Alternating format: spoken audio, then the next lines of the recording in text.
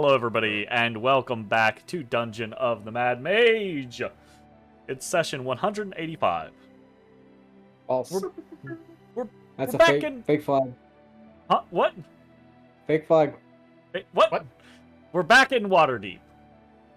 I'm not. I mean, we were Kinda. always in Waterdeep. I mean, What are that's you talking true. about? That's fair. You didn't never leave left. Waterdeep. Let's kick this off with a little bit of a recap, shall we? Previously, outside the Dungeon of the Mad Mage, in the region of dreams, Dalcor, which I think is the last time I'm going to be saying this, at least for this campaign. The party fought against the quarry jailers of Valina. They had successfully freed her, but now they battled to survive until Amislaria, their dream guide, could extract them from the nightmarish realm they found themselves in. The creatures they battled, Sakura with their serpentine, fleshy bodies, the Hashalaks with their blue tendrils, the Uzvapna, its 4 massive carapaced claws, and the Ulura, fury on malformed wings. Each represented a different type of nightmare. But the Hashalaks were dealt with. The Sakura fell away. The Uzvapna was taken down. And though the Black Fury tried to turn the party against one another, they managed. At least until the nightmare, or the true nightmare, arrived. It came from the south, rising out of the darkness, an immense slug-like creature with an insectoid head and 2 rows of clutching, grasping claws. And the eyes.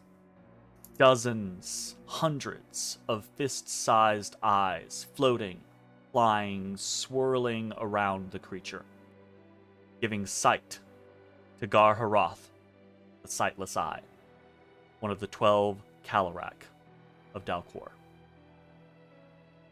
With Gar-Harath here, there was no way to wrest control of the dream, merely the hope of keeping it at bay. The creature was truly nightmarish. It was death. And Matashtai, through the sound of Valina's panicked screams, ran towards it. Stalwart though the party was, within Dalcor, distance, time, pain, they were all constructs of the dream. And Gar-Harath was one of the dream's masters. It moved with a thought, slowing Matashtai and Ashes to a crawl, clutching Ezrah within its claws, and binding Bones to it with its sightless eye.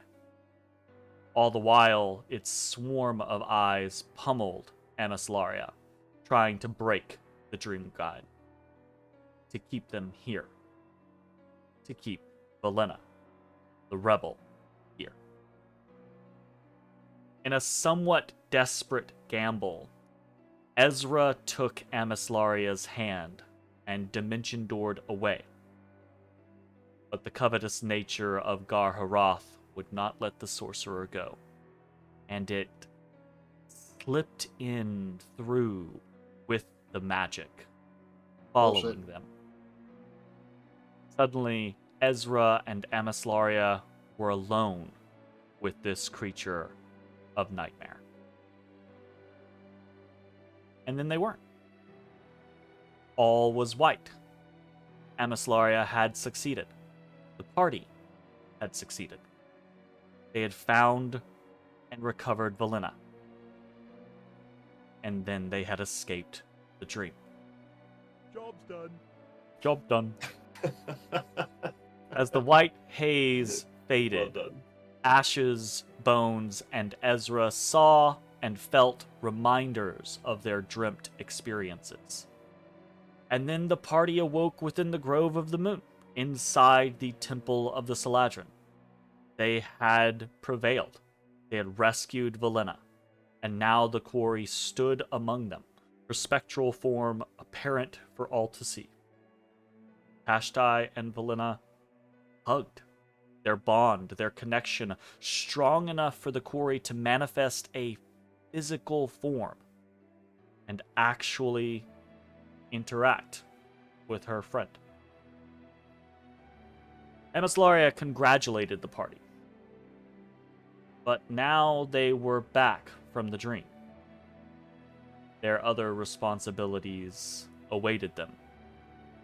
House Sovereigndar. 7. Halaster Blackcloak. The Shadow. The Dungeon of the Mad Mage awaited them. Wait, we were supposed to do something down there, weren't we? And each could feel its pull. We're done. Where? And that is where we fade back into the scene.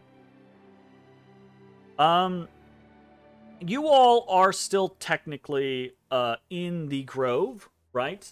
Still within the Temple of the Saladrin. But the situation has itself resolved, right? So should you wish to depart, you could exit without any questions or anything like that. But if you want to do something here, if you had questions for Emislaria or anything like that, you are welcome to ask them. Otherwise, the assumption is that you all, make your goodbyes, say your well wishes, offer your thanks, that whole shebang, and then you leave. So, is there anything specific anyone wants to do, or are you all like? Hey, how do I transport this? You're just holding it in your hand. Orb of light. You're just holding it in your hand. Since Emislaria told you, you just have to believe really hard, and then you did your poop face for a few moments, right? I recall that. You've been able to just physically grasp it, and now it feels and looks just like an orb with light inside of it. Oh, okay. But again, it's one of those kind of dream scenarios of You made a drift club. Within a dream, you'll look at a thing, you'll look at a building and you'll be like, oh, that's an elephant. And you're like, visually, that is not an elephant. And I know, my consciousness knows that is not an elephant. But within the dream, I know contextually that's an elephant. So you're holding this orb of light in your hand, and it looks like an orb of light, but within your mind, you know contextually it is the heart of a great worm. Got it. Heart it up. Heart it up. Heart it up. No, I guess not. Guess I don't got none. I was about to say, I don't think there's much else for us to do here. Yeah, there's not, right? That's why we can just hand wave it and resolve if we want to. But if anyone wanted to do it, this is a temple, right? Yeah. And does it operate under other temple like structures or whatever? It's hard to know the answer to that question without knowing more specifics of what you're actually asking. I would like. All right. Well, I'm just. It is the strangest temple that you have ever seen, right? Remember, it's significantly larger on the inside than it looks from the outside, right? And it's all sectioned off in these different glades and different forest paths, and doesn't make sense to exist in the center of the City of Splendors. Do they have... They don't have collection boxes or anything like that just hanging around. They don't have collection boxes. No, they do not. Okay. Didn't know if that was a thing or not. You do see statues, and you do see there are gifts kind of placed at the feet of some of the statues here or there, right? Mm-hmm. So offerings are left to some of the members of the Saladrin. But that's the closest thing that you could see to anything like a collection. So is there multiples of these? So you have passed on your way to get to where you are. You have passed the central kind of grove where there's a massive statue of Corellin, right? The leader of the Saladrin. Yep. And then you pass through basically a grove with 4 different statues, one being the multi-headed face of his consort, and then her three kind of like apparent personas, one of which has led you to Sehanin Moonbow's grove, right? And even within the grove, there's not like a singular massive statue within the grove, but there are like little shrines dedicated to Sehanin that you can see there are offerings laid about here. Yeah. So there's a half a dozen or more different places in between like you and the exit. One for Sehanin, just. It seems like anywhere within the grove. Again, there are probably like a half a dozen shrines within the grove itself that look like they are little prayer spots dished out to or designed out towards her. Thank you for the info.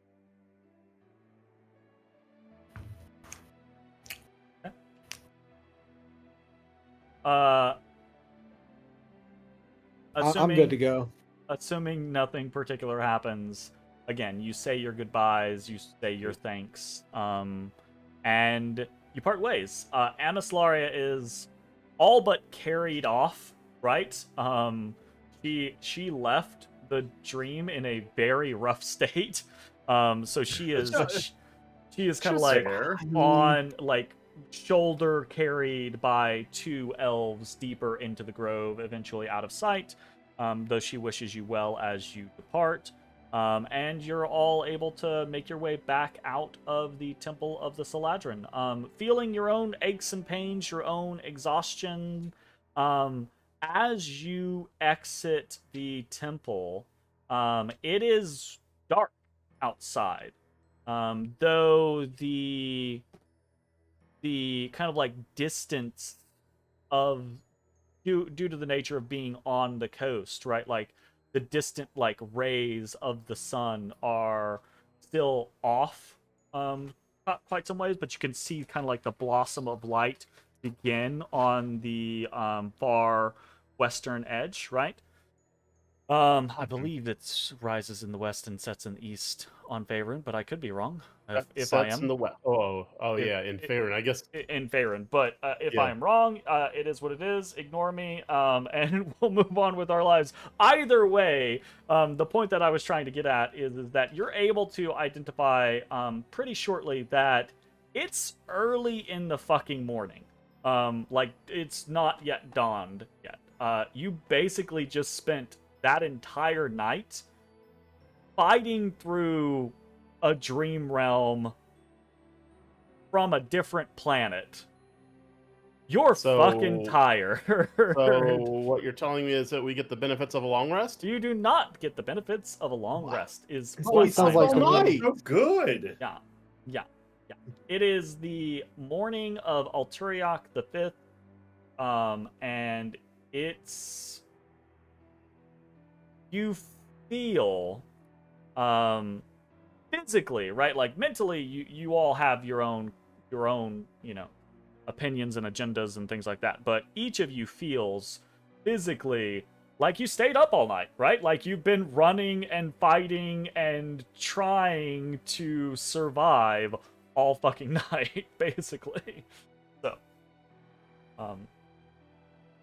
what would you like to do? The morning is yours. All right. When are we going back? And what is the dossier look like for like war? I don't know. What day is it? It is the It's the 5th, 5th. morning of the 5th. I got a meeting soon. You got a meeting this evening at the Lifted Spirits. I've got a meeting this evening. Bones meeting. What do you got a meeting about? You helped him make the posters. You helped me make the posters. Did you forget that?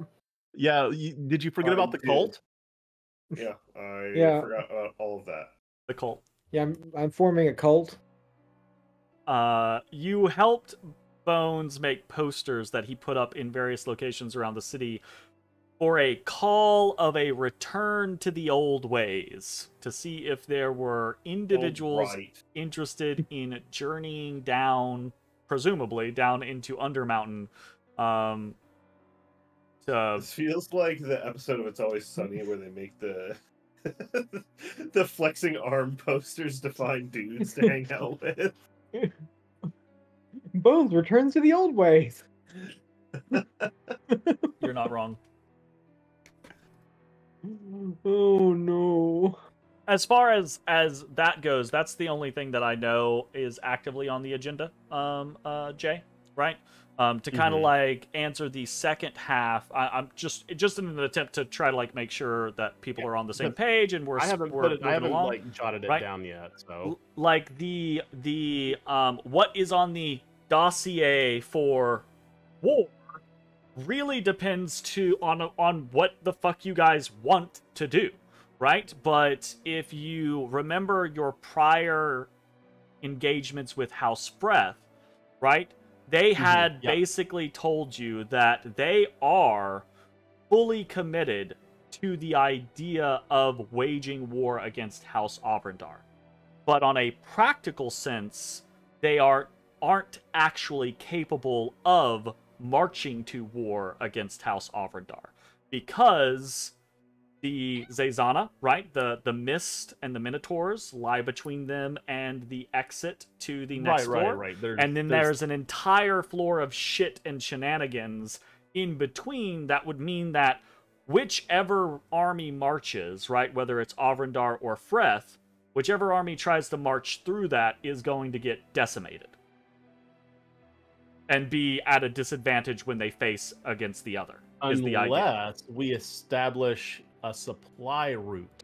And the idea being, with what you had discussed with House Freth previously, is that solutions need to be found to make travel safer through those locations, or an alternate route needs to be found to enact the ability for House Freth to march to war.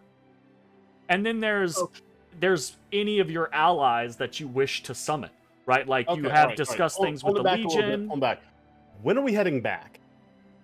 Well, I have a meeting tonight. Yeah. Okay. Mm-hmm. Yeah. And I've got that down. That's. I'm gonna be honest with you. I've got some other irons in the fire that I probably need to resolve. Right. Sure. Well, I'm not saying that we need to go back as soon as possible. Vis-a-vis serpent curses. Sure. Snake curse. Um. I don't really got a lot going on, so I'm here for the time that you guys need up here. Yeah. Well, I mean, yeah, same. I don't have a whole lot going, but I also am perfectly fine waiting until everybody is fully prepared to go back down. It also makes sense at the very least, right, that, I mean, most of you are, at least in some way, shape, form, or fashion, a little tapped right now, right? So you do need at least a long rest to kind of like, if you want to go back down into the dungeon at top form, right, is the idea. Yeah. Oh, yeah. Yeah, that... So with Bones' concept of having a meeting this evening, right, like you could plan the day and then the evening happens, you guys long rest, and then unless something else happens, you could head back into the dungeon on the following morning. Okay, hey, so remind me here for a second. Matthew bought a diamond.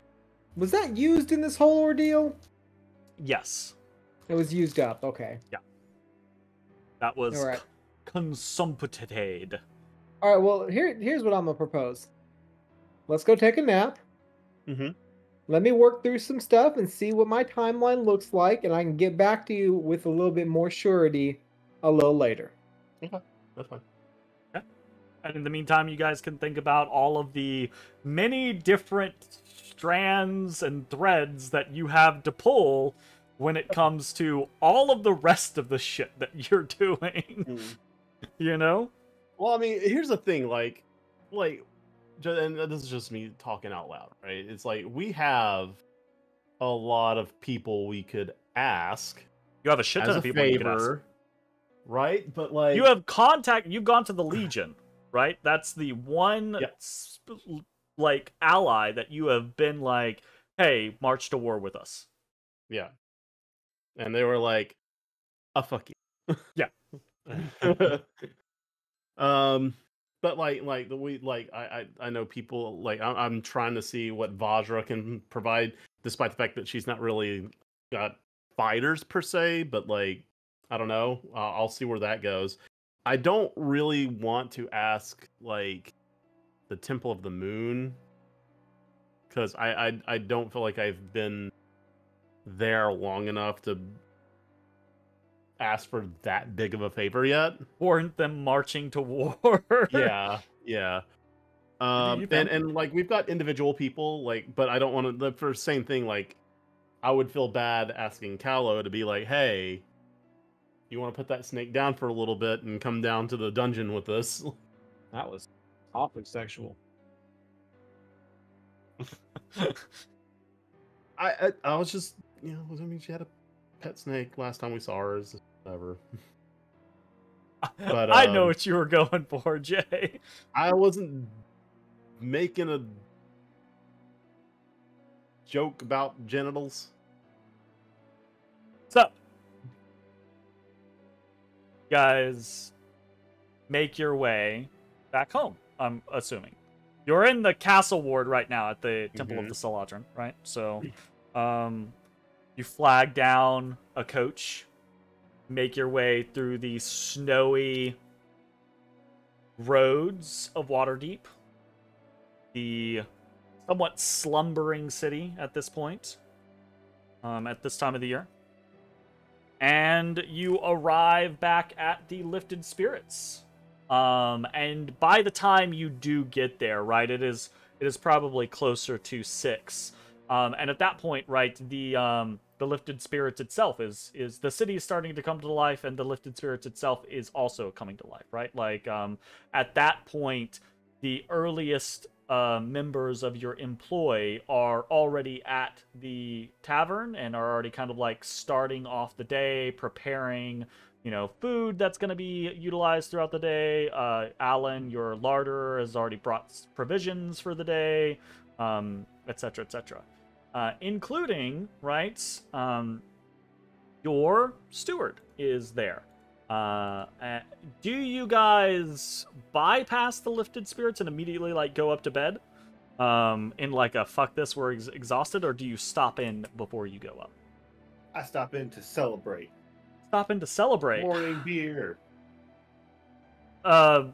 Liff, your ghost bartender, right, will automatically just pour you a beer, right, without any questions, because Is a ghost. Yeah, because it's ghost, and that's what Liff does, right? Your other employees, however, will kind of be like, wow, what's the occasion? We saved Valena. We saved the ghost. There's Alien ghost, She's not a procured. ghost. I don't think you guys like. I know you I don't like. think they know about it. Yeah, I know you guys passed the. No, I do think there is a general knowledge of like who Valena is, right? But I don't think you guys really mentioned anything about her being gone while you were up, right? You know, maybe Yeah, in we private probably did conversations, not. but Just you didn't didn't- really like make a public announcement of like, oh, Matashtai's glum because, you know, Valena's gone, you know, type of Glum situation. because he Yeah. lost chum. That tracks. so In hindsight, anyways, we're not very good about sharing that stuff. there is a whole little like situation that unravels there, and then there's drinks, because as soon as people understand what's going on, they're like, oh my god, yeah, holy crap, congratulations, awesome, etc., etc. So probably at this point, the people who are really here is Alan's here, Guillaume is here, Sine's here. Probably somewhere at this point, Leandry's probably still here, and Agilon is probably not here yet, right? So that's probably the majority of the individuals that are actually here at the moment. So there's like a little celebration, a little round of drinks, not like full, you know, your employees getting morning. hammered, but they quote unquote celebrate with you, right? Like, and they're very happy to know that things are going well. Sine lets you know that Ashes, Ezrah, and Matashtai all have letters and or packages that have arrived for them while you were gone, right? In the earliest hours of the morning or late at night. Well, that's exciting. Man, we get a lot of mail. You're very important people. I open my package. Matashtai, your package is actually the largest of the three. It's less a package and more of a small chest, right? That has been delivered. You open it up, and inside is a felt cloth that is laid across the top of something, and then on top of that felt cloth is a letter. Okay, I open the letter. Okay. It is a letter. Do you want me to read it aloud to you? Yeah, let's do that. Experimentation Will with I general regret divine blessings has proven fruitless. The Blackstaff and I agree that the source of the shadow is of a divine nature, or at least of similar strength. It may be that nothing short of being a divine champion will protect one from said shadow. At the very least, it seems that powers from without the Undermountain are unraveled by the combination of Mythals, the Snarl in the Weave, and the shadow itself. However, you've spoken of receiving effective blessings from native powers. I suspect Undermountain, in its current state, acts akin to a divine domain. We will investigate further, but you must push on in the meantime. We did not bring you into this because it would be easy or for the faint of heart. However, I understand your desire for support and guidance. I have enclosed what I hope to be a useful aid for now. Signed, the Silver Hand. Cool. Okay, what's in there? You pull the felt back, and you see there are 3 potions, like large, bulbous, kind of like shaped white potions, nestled in this chest. And there is a little tag that says, that has a name on it, and then a brief descriptor. And it says, Potions of Clear Mind. Okay. And the basic descriptor on it is... Let me go check, make sure I don't read something incorrectly. As an action, a creature may drink the potion and clear from themselves any charm or frightened condition caused by a 5th level or lower spell, or inflicted by a CR 10 creature or lower. If the creature is still afflicted with a charm or frightened effect, then they gain advantage on the next saving throw to resist that effect. The tag says, will help with charm and fear, right? But that's the actual, like, mechanics of it. So I'll give you a copy pasta of that. Gotcha. Awfully Okay. specific. Well, I mean, Okay, guys, so if you need, remember back to some of the issues that you had with you asked your people, right, about traveling, warding yourself against the shadow, right? And one of the Yep, issues I that you remember had that. was that Matashtai lost his ever-living fucking mind I do recall that. that one time, and then lost his ever-loving was fucking just mind contrary. another time. Calm down. Right, so the Silver Hand in I her got kind of like stabbed for saying no. in her well, Well, that I was just one time. The other time, remember, you had that whole like confusion streak, right?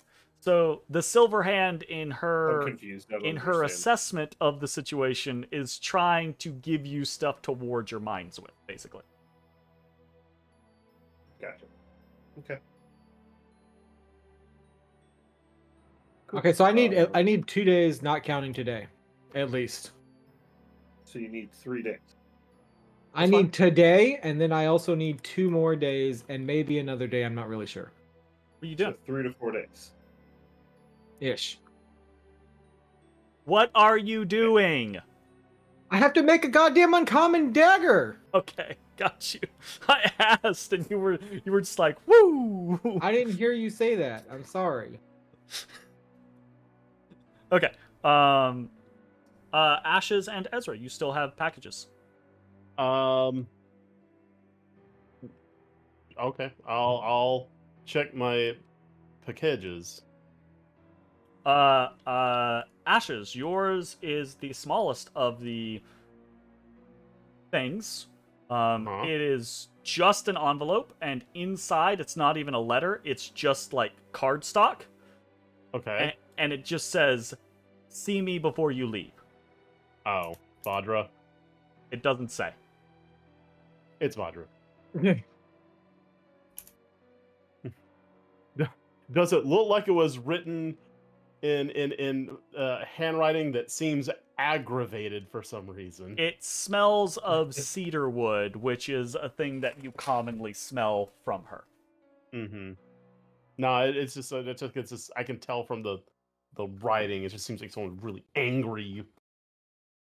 It's Vadra. Okay, thanks. You're gonna go to Vajra. She's like, I didn't write this. Get the hell out of here. And Right, I'm I'm like an really idiot. mad at you. I'll be alone, so you I won't posted know. the potion in game, by the way, Mitch. Thank you. And then Ezra. There is a in the middle sized package for you, right? And yours is maybe a little larger than kind of like a baseball or so, right? It's a little square package, and kind of like pinned to the top of it is an envelope with a letter inside of it. I open.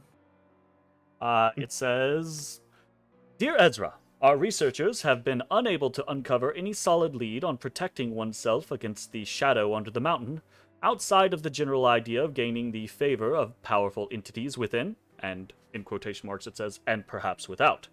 Still, we will continue to work tirelessly on a solution. We want you to know your call for aid has not gone unheard, so please accept the enclosed ring as a sign of our commitment." And it's signed Mertonius. And yeah, you Sounds open so the little box that comes with it, and inside is actually like a jewelry box, right? A little ring box. And inside that ring box, which is in and of itself probably pretty expensive, right? Like it has that whole like Mert being wealthier than he needs to be, honestly, kind of like vibe to it. There is a signet ring inside it. And it's a little silver ring that has the symbol of the Harpers. And assuming you identify it or something like that later on, I would, yes. you can Eventually. find out that this is a Harper's signet of heroism. It does require attunement, but as an action, the wielder of the signet ring can use one charge from the ring to cast the heroism spell. The ring holds the concentration for the caster, though the caster must still make concentration checks. The ring has a maximum of 4 charges and regains 1d4 charges at dawn. The spell can be upcast for 1 additional charge per level. Very cool. It's just a nice little, gift of like, hey, we're with you. We couldn't find an answer to your problem, but we're with you. Sorry. Cool. What else do you want to do? There's a small celebration early in the morning as the Lifted Spirits gets prepared for, the coming business day. The day is yours. What do you want to do? Go to sleep.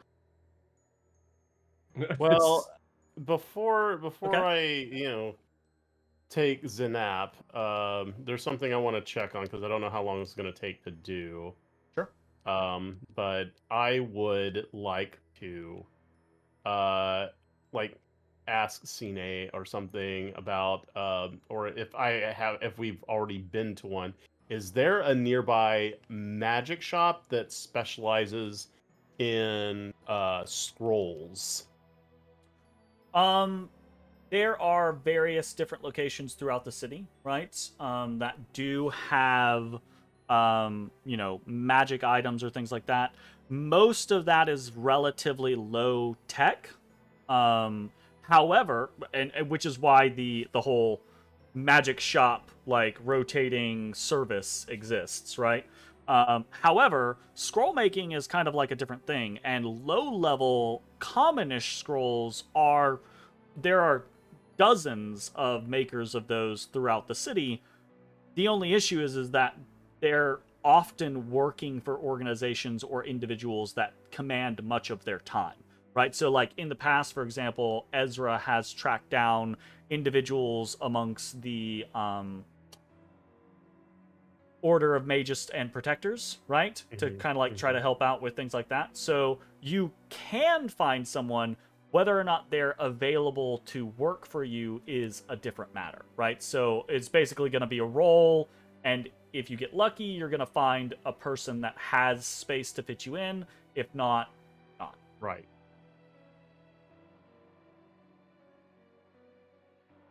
All right. Well, I would like to try that.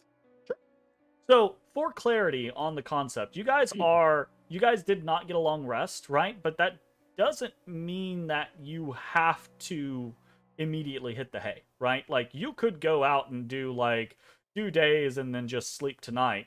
It's just, if you encounter anything in the midst of the day, that might cause issues, right? So, I leave that to your own determinations. You can do whatever you want to do in regards to that. But my assumption is going to be whether you go to sleep right now for 8 hours or whether you work through your day or like push through and then sleep later tonight. I'm still going to assume that you guys get to do what you would normally do on a downtime day, right? Is go through the motions of a full work day, etc., right? So Ashes, if you want to do that as part of your work day, that's perfectly fine. That'll just take one of your slots, right? Okay. So I'm fine with that. If that's the case, roll me an investigation check. Investigation check.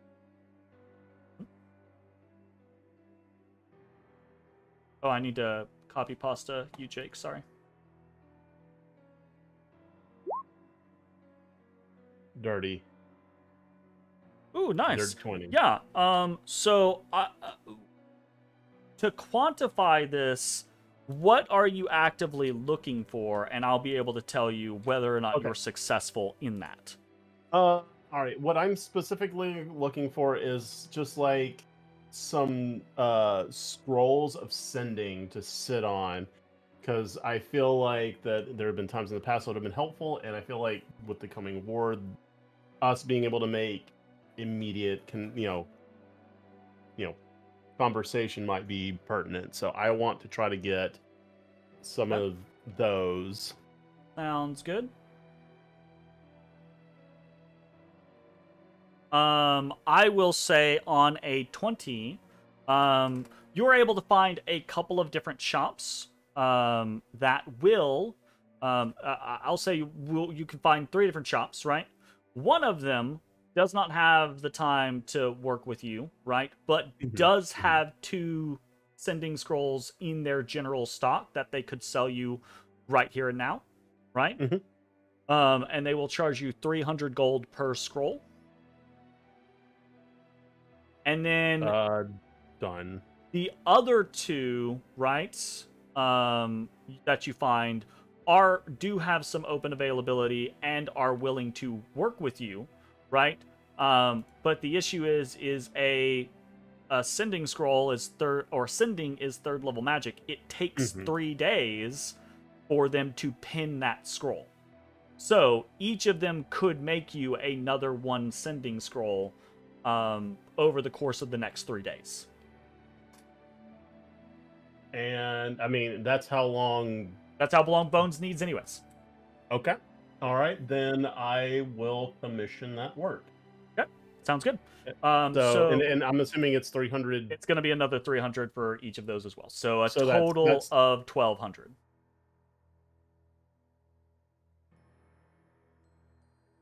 okay.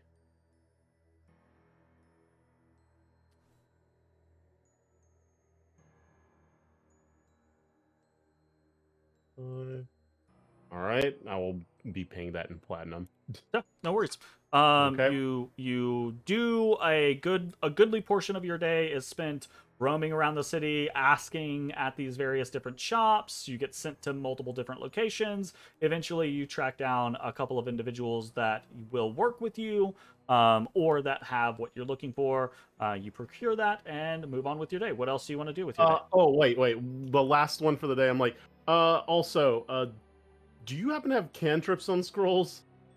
Again, scrolls are cantrips count basically as first levels. So you can find them, many of them around and about. What are you looking for? All right. Mage hand. I'd like just can I get a mage hand? Mage hand is an especially common cantrip. It is used in numerous different scenarios. Each scroll of Mage Hand is going to cost you 25 gold. How many do you want? One. You just want one? Oh, just one. Only one? Really? Yep. Okay. Easy for you to procure. It's super easy for you to procure.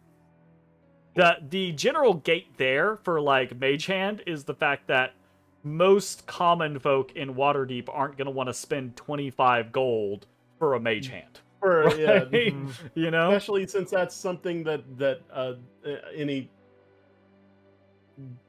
even casually practiced mage can cast 50 bajillion times a day. It be a thing sometimes. Yeah. Okay. Okay. What else do you want to do for the rest of your day?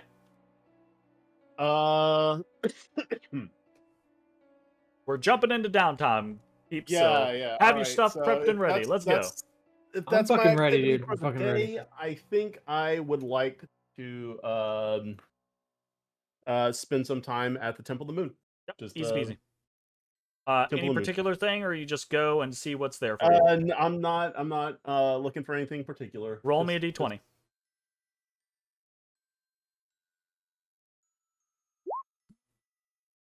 It's a 6. You go there, you spend a little bit of time, you find some. Taverin is actually in.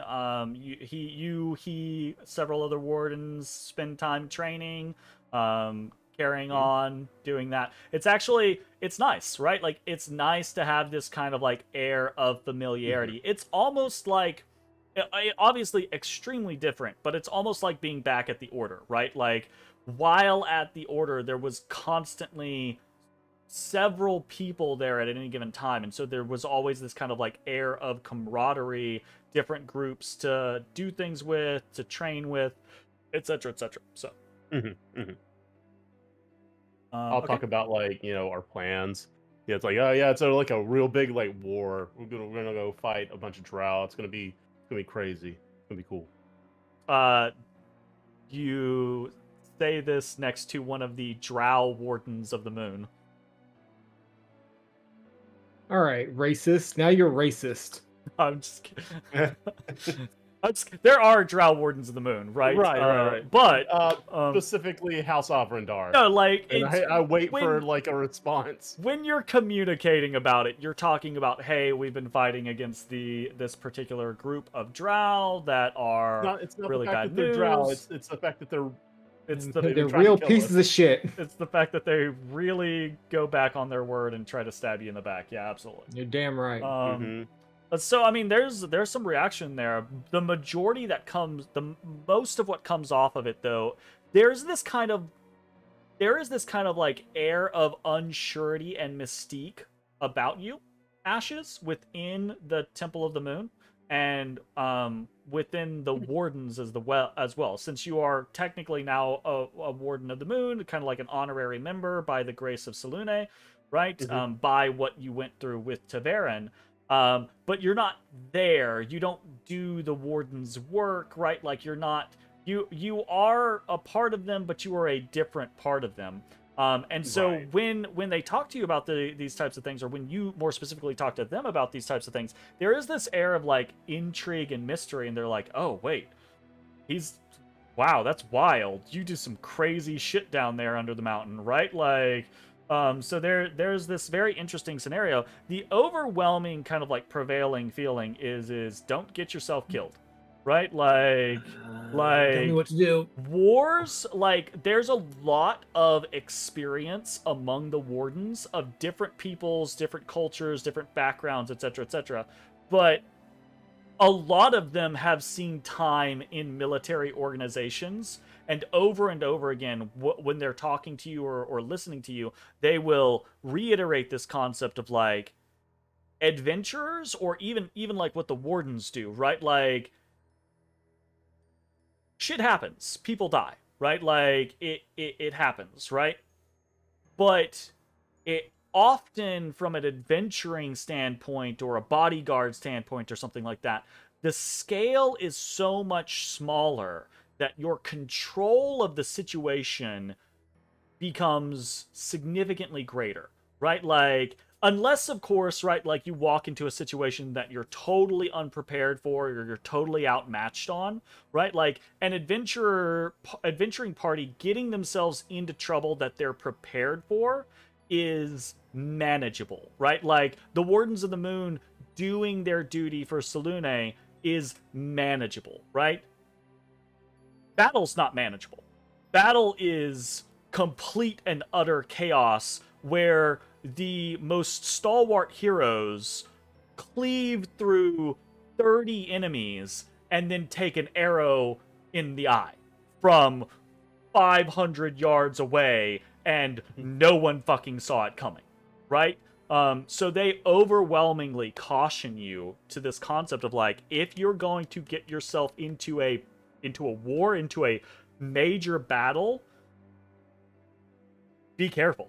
Like, because that shit is chaotic, and they've seen too many people that they thought would never fall just randomly be cut down. Yeah. And yeah, I'll take it to heart. It's again, it is reminiscent of that kind of like camaraderie within the order. You are apart from these people because you don't share their experiences, but they are open and welcoming to you, right? They want you to be as much a part of them as you can be. And there's even, every fucking one of you has insight trained. I'm never gonna ask for insight fucking checks ever again. There is this almost kind of like unspoken feeling, right? Like this concept of like, when Ashes is done with his business in Undermountain, right? The logical place that he is going to come is here, right? And now no one says that to you. No one presses it on you. There's no force, but there's this kind of like unspoken kind of like, you're outside right now, but only because you've got shit to do on the outside. And as soon as you're done with that, everyone expects you to be on the inside. Damn. Okay. One of them. One of them. Google gobble. Who's up next? I'll go. Hey, who You do you go. think? Who do you think's more? Oh, Jake's gone. Who do you think's more persuasive, Jake or Ezra or Matashtai? Oh, definitely Ezra. I by far. definitely think it's Ezra. I think Matastai's he's just got gotten to the double point to that where he's persuasion, not. if not more. Okay, well, I'll ask him when he gets back. But so I'm gonna forgo bone crafting today. Okay. I'm going to. Oh, okay, he's back. I'm going to ask Ezra to show me the library, because I need to figure out what the fuck the old ways mean before I have this meeting.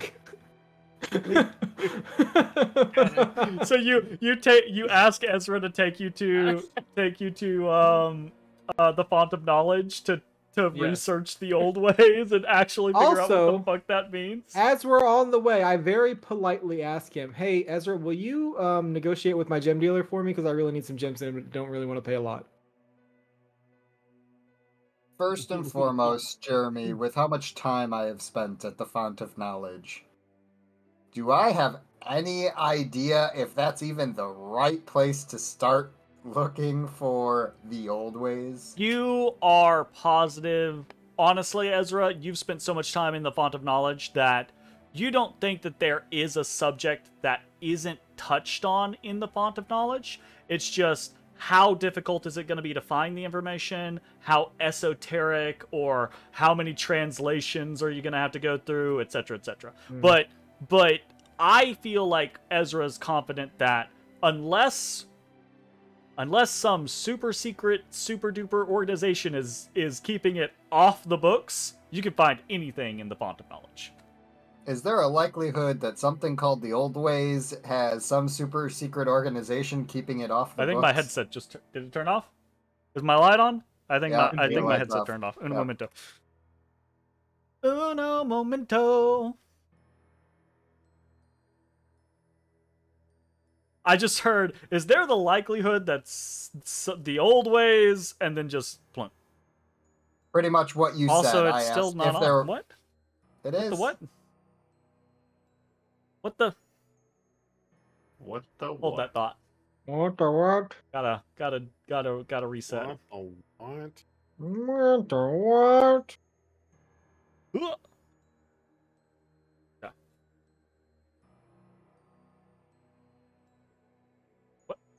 What? I can hear again. Sorry about that. You can hear. You were saying, Jake. You're clearly dead. You realize how difficult it is for me to talk right now. I'm sorry. Pretty much the unique instance that you laid out about why information wouldn't be there, I asked if there is any reason I think that would be the case in this case. No, I wouldn't say so. Right, like, whatever this is in reference to, it's Malarkin oriented, right? So, like, that's basically, like, prehistory for Waterdeep. There are dozens, if not hundreds, of scholars that have delved into that type of information and tried to, written the extensive histories of Waterdeep back through the ages, right? Like back to when it was an elven city, etc., etc. So, you absolutely, there's probably going to be an easy way to find that information. Might take a couple of like assistants within the actual Font of Knowledge, especially, for interpretations. But generally speaking, yeah, that should not be a difficult concept. Okay. I relay that to Bones, and note that you're muted, by the way. You are talking. My bad. Thanks. And note that it very likely wouldn't be... Well, there's a chance it will take more than one day to find what you're looking for. Hey, I've got like 5 hours. It's fine. I'll make it work. Hey, what street's that on? High Water? Low Tower? Something like that. I don't High fucking water, low remember. tower. Here, I'll move you guys over to the map. Ba-ba-ba.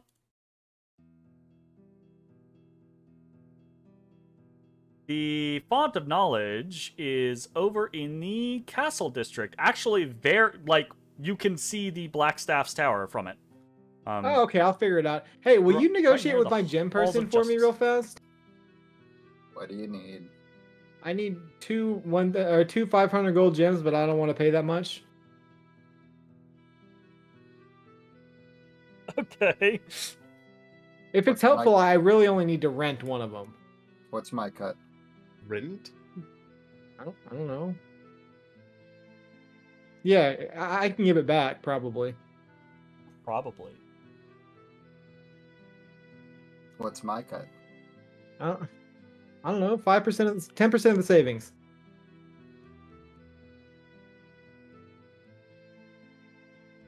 You said 2 diamonds? No, just 2 500 gold gems. Yeah. Okay.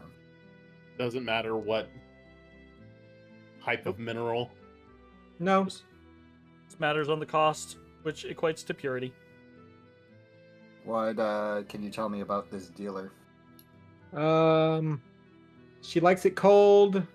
Giggity.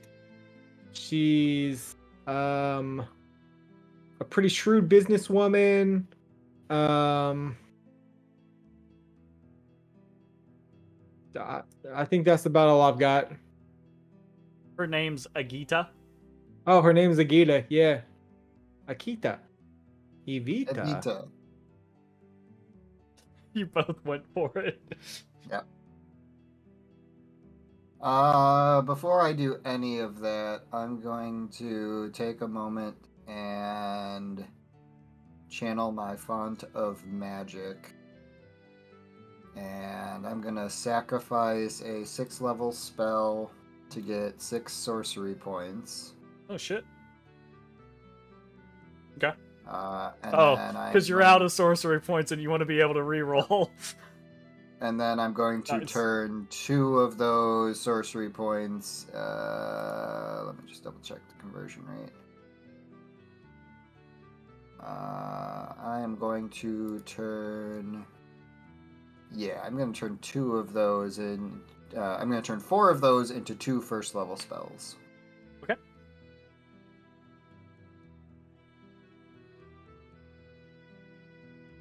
And then I go find this Evita. Yeah, easy enough for Bones to, like, travel with you on his way, right, to... Because Agita's is actually pretty close to Troll Skull Alley. It's just down the road on...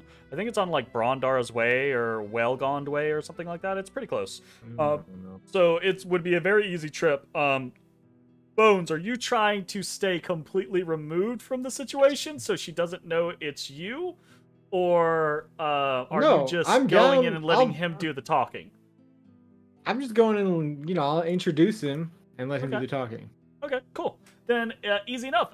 Ezra, Bones leads you to this relatively nice, like, little house. It does look very different from the other kind of like homes in this area, other buildings in Northward. It has an almost kind of like, it looks like it belongs. It looks like it belongs in Icewind Dale, right? Like, it looks like it belongs in a much colder place than this. Not to say that, Waterdeep isn't cold at the moment, but this place looks like it should have snow on it year round. You are led inside. Ezra, roll me an insight check. But you said we never had to make those again. Yeah, well, I like doing it anyways. Ezra, you walk inside, and it is bone-chilling in here. It is freezing cold in here. It is Yeah, it's beyond cold. freezing cold. Your extremities grow numb almost immediately, and you're introduced to this very large, fur-clad, almost kind of like bluish tinted skin, like she's been in the cold for too long, old woman. And you know immediately, like, this is a hag. This is a hag. Oh. I didn't put that together. I don't Which see hag? it. A boer or a burr or the Gotcha. ice variant. Yep. Yeah. That's just set up shop in the middle of fucking Waterdeep selling fucking gems to people. Swag. I mean, what's she's wrong with that? People she's gotta be people. amenable. She's pleasant. She takes the introduction well, and then she asks you what you need. What such a lovely young half-elven man such as yourself could possibly want. What could she assist you with? does she have all of her merchandise like out on No, display? most Okay. definitely not, right? She's got this little cavern. It's almost like you walked into like a little fur trader's shop because the walls are just lined with furs and like little fetishes like skulls and little bundles of bones and things like that. She has nothing on display out front, right? Like she's just got this little countertop that's like this big and she like hulks behind it, right? And she's just like the long fingernails tapping on the counter. So I start going into a story about. God, Okay. my brain is not working right now. Sure. I start going into a story about how one of my cousins, his daughter, found herself wrapped up with some bandits, and the only way to. I need everyone to know that how much I love Ezra's interpretation of charisma is just to be a charlatan, right? Like, it is 100% to grift people, right? Is to tell these stories to make them feel for him and give him a discount. I love it. Roll your persuasion check. Oh, so, I mean, do you have advantage on Papa it? Sork. Papa Sork? Okay. Even worse.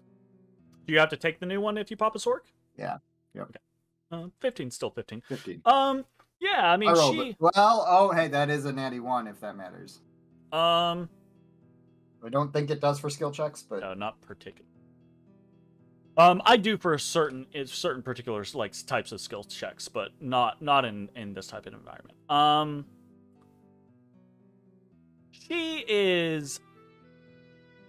She says all of the right things in response to your story, right? Makes all of the right noises, makes all of the right facial expressions, the soft eyes, the heart to chest kind of scenario, right?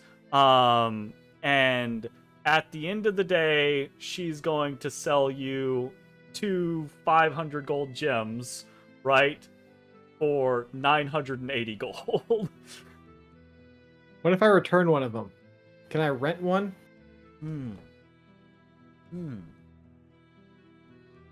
Is anything gonna happen to it? Probably not. I can't work with probably not. I mean, if something happens to it, I'll buy it. Yeah, I break it, I buy it. Yes, I can hold you to that. I'm a cat of my word. Careful, Bones. I'm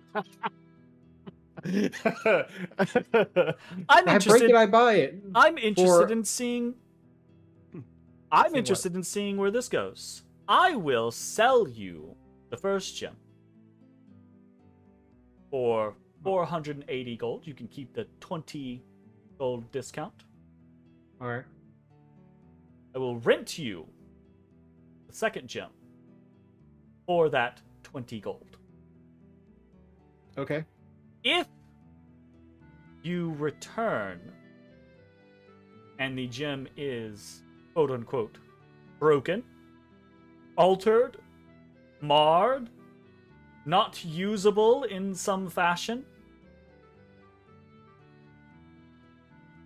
you will pay me 600 gold for it.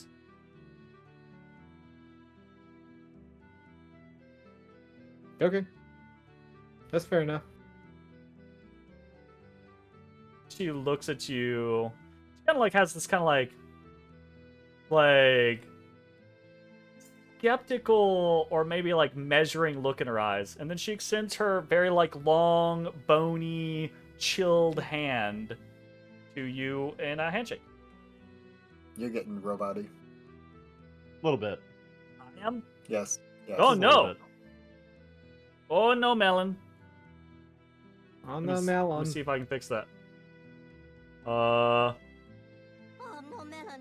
Oh no, Melon. I accept the deal and I shake her hand. Okay, cool. Let me see if I can get rid of some sturf. Hand freezes and shatters. Just shatters. With the gem intent. I'm extremely resistant to ice. Okay, well, she sells you a gem for 480 gold and then rents you another gem for 20. When all is said and done, she brings out a rather large ruby, and then it's not a diamond, but it is a clear-ish gemstone. You're unsure of what particular type. Which one is the rented one, just so I'm clear? The rented one is the zircon. Okay, gotcha. Okay, cool. As you're doing Thanks. business. Oh, yeah, always. Come back soon. Don't make me find you. I got a shop. It's not far away. Okay. What's it called? The Worm Bond. Wow. That's very Ezra forthcoming. begins walking away. You're a very Yeah, honest cat. Yeah, I'm a business cat. You know, we specialize in Fucking bone and business bone-esque cat. materials. Business cat has So, to you keep his know- word, you know? It's just Yeah, you for know. good business. That's true. That's how business cat is. All right, fair enough. All right, Okay. anyway, see you later. Hey, thanks, Ezra. I really appreciate it. Yeah, I guess I'm more tired than I realized. Sorry about that. That's okay. I give him a platinum. That's what? That's 10% of the cost. I Oh don't no, it's take 10. it. Okay, That I would take be it back. 50%, but Well, business cat's math has failed. why am I Business correcting cat the math? is not an accounting cat. Yeah. Yeah, business cat didn't finish business school. He went to trade school. Nice. Very nice. Okay, I don't know if let's there's anything to wrong with trade library school. Yeah. and research. Oh, you go to the library too? Me too. That's what you said. You needed help researching. Yeah, but I thought that I didn't want to take up your day, and you know I can ask librarian stuff. Do you want to just be there as like support and research your own thing, Ezra? Or do you want to help Bones research? I'll help him. Okay. I So don't. I also have a curiosity as to what madness this cat is bringing Well- into my tavern. let's Mhm, fucking mhm. hop to it then. Okay. Both of you can roll me, history checks, Oh, I'm good at that. which is our resident My use God. library check. I'm gonna Zork point again. Where the I- fuck is history in the list? Oh, It's there it in is. the H's, which It comes. is alphabetical, Yeah, a dirty I'm 20, rolling baby. and it Yeah. still takes me a while to still find things, knowing I that. forget that it's alphabetical constantly. It's okay, Jake. This is just your sickness. Dice is incarnate of my actual state. Exactly, your sickness is prevailing. With the two of you going through this, you actually find a multitude of information over the course of the next several hours that you spend at the Font of Knowledge. So general gist is this, right? You Okay. read through a lot of information about the Malarican and their relationship to the elves of Aelin Thaldar, right? Of the history of their kind of like their kingdom, of Malair, of the many different wars and battles and, you know, obstacles that he faced in his life, etc., etc. And in conjunction with that, right, because that's the main focus of a lot of these kind of like studies or texts or things like that is all the bad shit that went down, right? What kind of gets discussed as more of a subset is the success of the Malarican, right? And why they were so successful. You do note, right, kind of like as you're going through there are very few instances of reference to anything that you could kind of like correlate as the heart of the mountain. And the heart of the mountain itself is only ever mentioned once or twice in all of the little like texts that you read, right? And it's always mentioned in this kind of like abstract concept of like the heart of Undermountain, not as the artifact and like location that you know of, right? More as kind of like this idea, this nebulous kind of thing.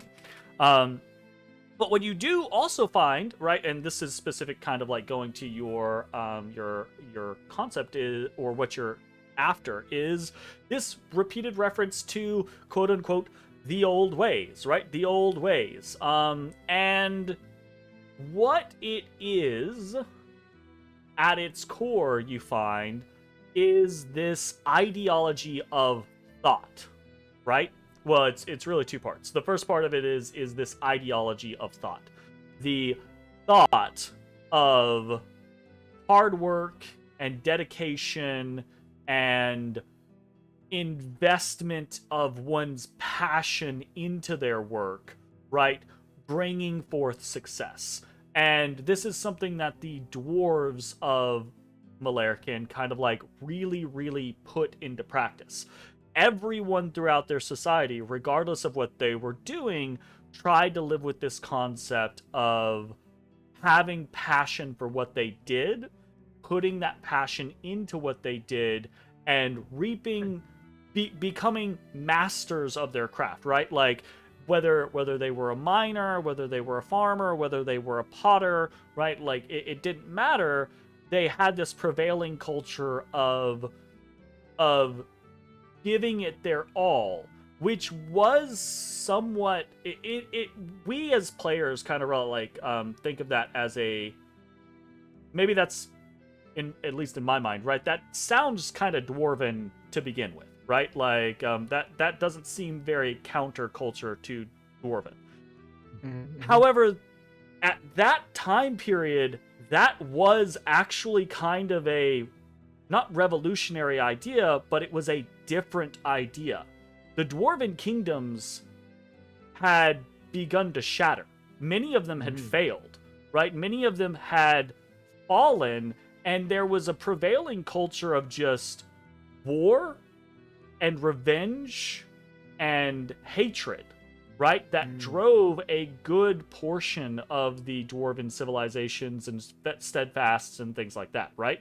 Like, many of them were far more concerned about the idea of doing battle with their hated enemies than they were just living good, honest lives. So that is kind of like one subset of it. The other part of that, right, is this concept of doing that, but doing that with the nature of things around you. A very kind of like quintessentially dwarven thing, I think, probably as we think of as players, is building these wonderful, crazy, imaginative architectures underground. These massive ornamented halls, these wonderful cities. And you even see some of that in Malair, or in the Malarkey holdings. But if you think back to the Lost Levels, that's the heart of the mountain. And there's some grandeur there, but it's not like, you know, the Lonely Mountain style of grandeur, right? It is a reined-in grandeur compared to many other dwarven cultures. A lot of their focus isn't on making the greatest things, it's meshing the things that they make with the world that they live in and with what's around them. So they focus less, they're not untechnological, but they focus less on technology and metallurgy and those types of things, and more on kind of like the symmetry and the natural state of things, which led them, and this is where you kind of like find the actual snippet of knowledge, right? Which led them to have an incredibly close relationship to the elementals of Undermountain. specifically the Zorn, right? Mhm. But there were a great many other elementals that the Malarkyn didn't harness. They didn't enslave. They didn't capture. They had a mutually beneficial relationship with. They facilitated what those elementals wanted and needed, and in turn, those elementals assisted the Malarkyn in as best they could, right? And that goes back to something that the Darkest Rain Shadow kind of like talked about, the idea that in the past, the Zorn worked with Malair to find deposits of precious metals and gems. And in turn, right, the Malair treated them as beings of honor, almost to be worshipped, right? Like, because what's in it for a Zorn? A Zorn just wants to eat those things. So why would they just go find those things for a dwarf and then let the dwarf have them, right? Mm-hmm. The reason was because the dwarves would do other things for them, right? Like they would build them places. They would fawn over them. They would worship them, right?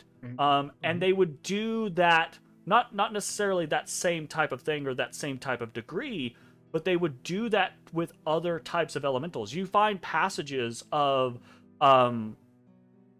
mention of the Malair working with water elementals and fire elementals, with the Malair using fire elementals to source their forges and their furnaces to heat their water.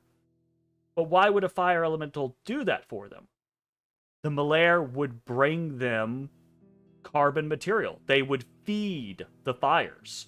They would make it to where these fire elementals never had to do anything except burn, which is all they ever wanted to do, right? So they would devote themselves to making these elementals live their best lives, right? Like this kind of concept, like providing them with the opportunity to just do the one thing that an elemental creature wants to do. Each one of them kind of like having this particular iteration. And so as you're reading about all of this stuff, that is obviously there's a lot of different nuance and like cultural terminology and feeling of like what are the old ways. Some of it's from a historic perspective of that time in comparison to the other cultures of the dwarves around them, right? But a goodly portion of it is just the way that they treated the natural world around themselves and how they were willing to work with things. Whereas a lot of other cultures, even dwarven, you know, if you found fire elementals in a dwarven forge in another place, it's probably because they stuck them there, not because they asked them to be there and then brought them a shit ton of wood or coal or whatever, right? That is the difference, and that is what to the Malair was the concept of the old ways. Okay, that's a lot less insidious than I thought it was going to be. You know, I just gotta throw out, I think it's amazing, right? This is really cool that how dedicated you were to reviving what you thought was a cult without knowing anything about it, but we're like absolutely down to do it. The Darkest Rainshire is badass. That's more or less where this is stemmed from. Speaking okay, of well, that's very good. allies,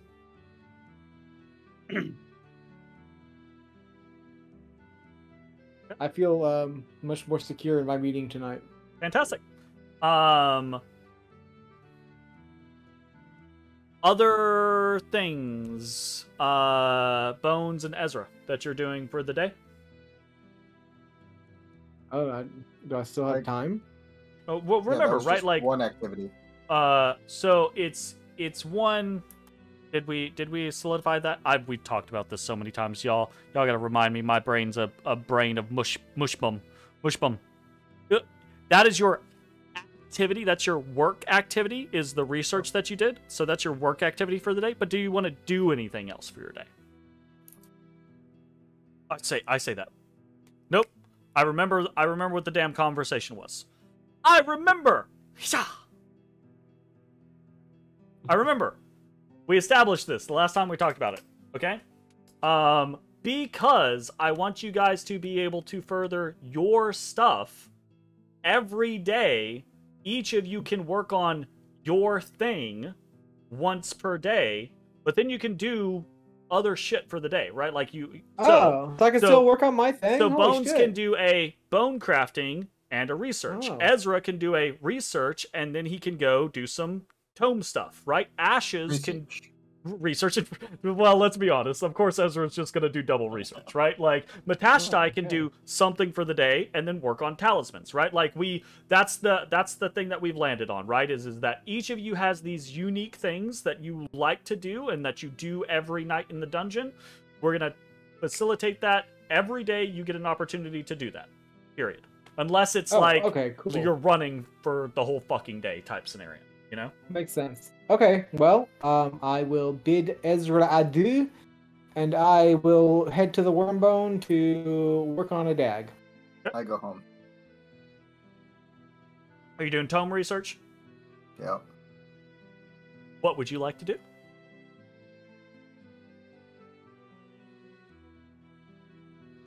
I'll go with history. History? History. It's a mystery. It's not a mystery. I take it back. It's not a mystery at all in any way, shape, or fashion. There's no mystery to this. Hey, I finally did not roll like shit. You've been building up to this, right? Oh God. Oh no. Here's the fun thing. If you have not already figured out the way that your history checks work, it is a DC of 10, and whatever you roll at 10 or above, right, becomes the level, the floor that you gain knowledge about. At a 28, what floor do you want to know about, and what do you want to know about it? Oh, that's just not good. It's not Vanrock Doom. Huh? I get to decide because when you get a natural 20, you get to pick what floor do you want to know about, and what do you want to know?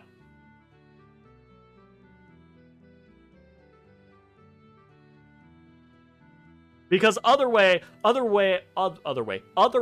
there's no way for you to get information about the lowest floors, right? Right. Because the DC would be too high, right? Like the DC can't say anything because you guys don't know all the particulars, right? But like the DC would be too high. So I feel like in my cautious nature, instead of being overly curious about what's the deepest parts, I have very little information about the Warrens. So if we're planning on dealing with the Warrens, that would be kind of where my headspace is as this intermediary floor between Avrindar and yes. Wonderful. Okay. You find, as is often the case, right? As you're kind of like, whenever you narrow your focus into Calabash's tome and you start to try to hit on a particular thing, you'll see threads, right? Like it starts to become a scenario, right? So like when you're focusing on the history side of things versus the arcana side of things, etc., you start to notice different things. So you don't just find a passage that's, 15 pages long that tells you all of this. You find sections within the gibberish that you start writing down, and you're like, oh, this is all talking about this is all talking about the Warren, right? the Warren.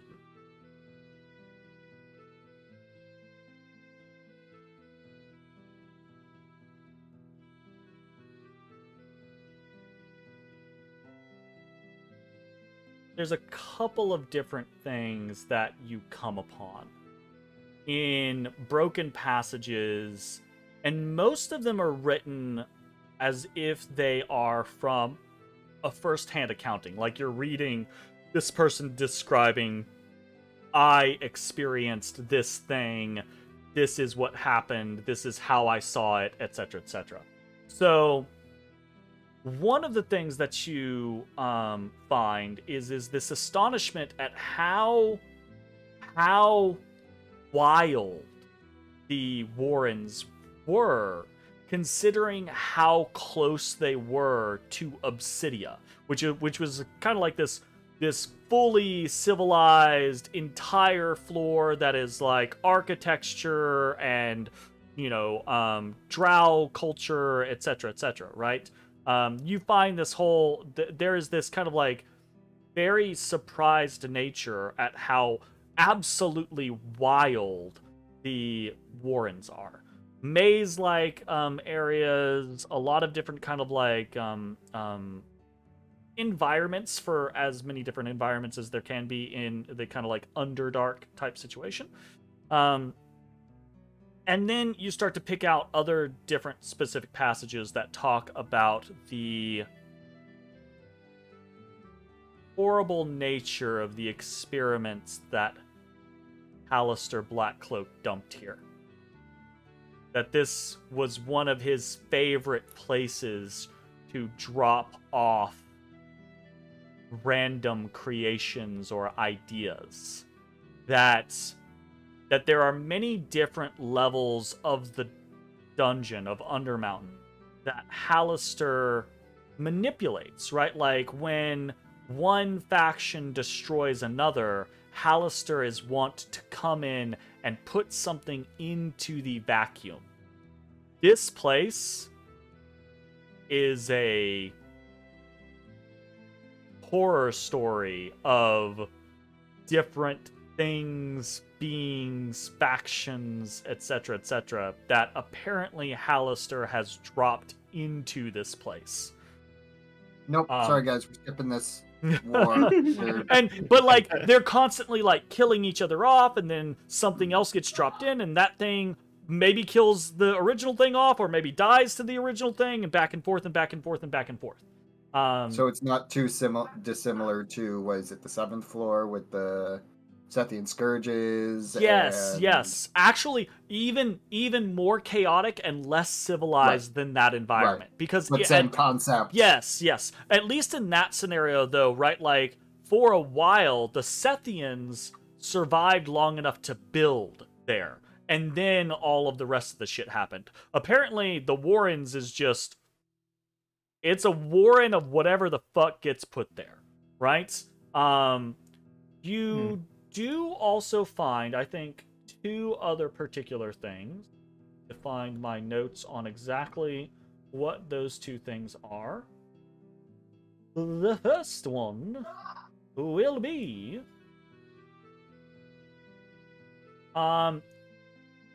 information on the arch gates that lead into the Warrens. You find out that in your reading, you find that there are 3 different gates within the Warrens. There is a gate from the 6th floor into the Warrens. There is a gate from the 7th floor into the Warrens. And there is a gate from the 8th floor into the Warrens. Jay, where are those gates? What are they? I will tell you when you read about them, they are in reference in that same order. They are referenced as the Hand Gate, the Torch Gate, and the Crown Gate. In that order? Yeah, in that order. And the gate? And Torch. And what was the third? Crown. Yeah. I'm I sorry. have no memory of a hand gate. Which floor, Jake? 6, 7, and 8. 7th, and 8th all have portals leading to the 11th level of the dungeon, the Troglodyte Warrens. Really? 6th, 7th. 2 other things. The first one is that while you find this information about these portals, apparently there is some other portal that leads to the Warrens, but it's not of Undermountain.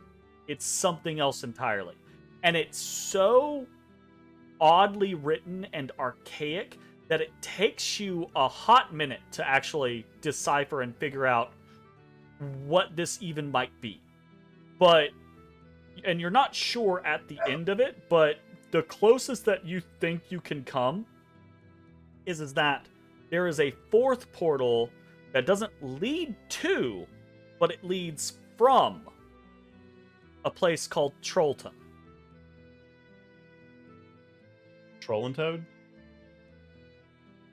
Trollton? That's the closest approximation you can find. Cool. Let's go kill another Troll King. What level is that? 11. 11.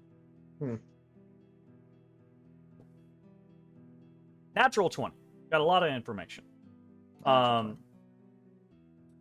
In regards to what exists there now, you know of the Nahastu, the Troglodytes. You know of them from House Freth, and you know of Mepimi, the Ruined Serpent, right? Which House Freth has mentioned as well. Aside from that, mostly gibberish.